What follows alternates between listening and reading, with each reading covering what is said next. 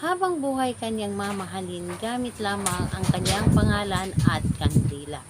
Hello mga guys, kumusta kayo? Panibagong araw, panibagong video na naman tayo, and sa araw na ito ay isa na namang video ang aking ituturo sa inyo ng simpleng gabay o simpleng pamamaraan na makakatulong sa atin.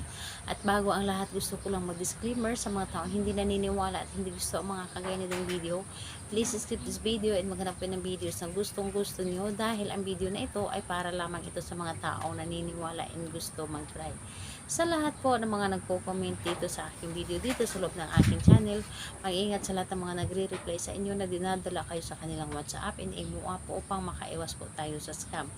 Ngayon po, ituturo ko sa inyo kung paano kayo mamahalin habang buhay ng inyong minamahal na simple lamang na paggawa na hindi ka na kailangan pang gumastos.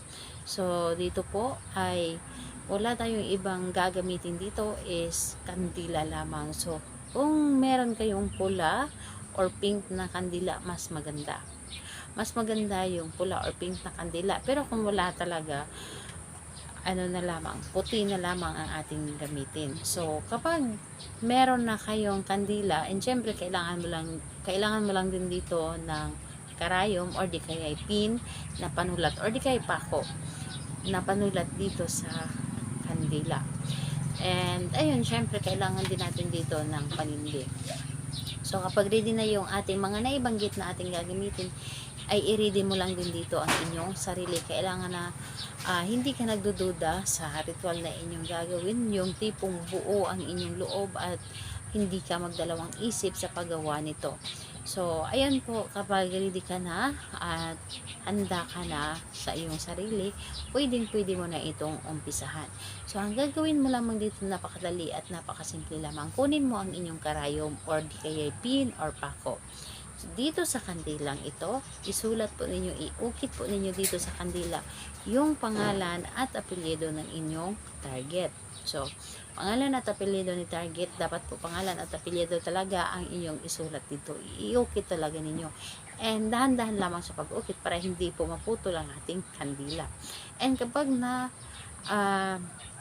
naisulat nyo na dito, lagyan or bigyan nyo lamang ito ng energy ang inyong kandila. So, ipainit nyo lamang dito sa iyong palad ng pagganito. So, habang pinapainitin nyo sa inyong palad yung kandila, syempre kiniklaim ninyo ang inyong mga ginagawa. Kiniklaim ninyo sa inyong sarili na ito ay agad nagumana para sa kanya, para ipaparamdam niya sa inyo kung gaano niya kayo kamahal. So, kapag uminit na yung kandila at nabigyan mo na ito ng energy, iyo lamang itong sindihan. Sindihan nyo lamang ito at titigan ninyo ang apoy ng kandila. Titigan ninyo ang apoy ng kandila, ilagay sa inyong harapan at mag-visualize kayo. So, paano po?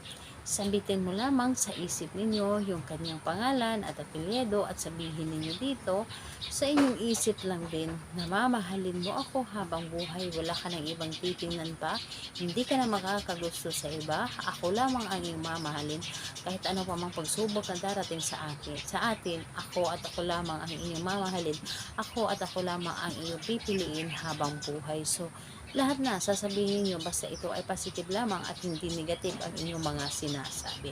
So, ayun po, kailan ito pwedeng gawin? Mas mainam itong gawin sa Tuesday and Friday.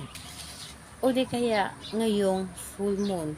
Ngayong April 23 ang full moon. Mas mainam itong gawin.